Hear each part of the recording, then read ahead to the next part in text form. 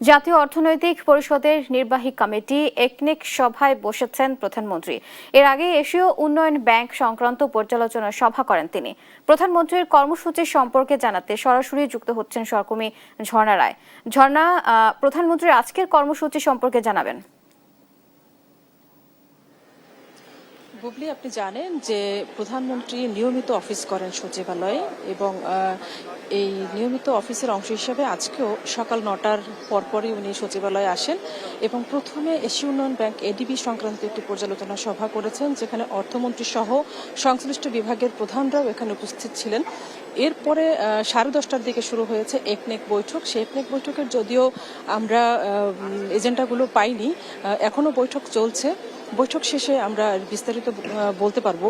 এবং আপনি জানেন যে বিকাল 3টায় জাতীয় সংসদের অধিবেশন রয়েছে।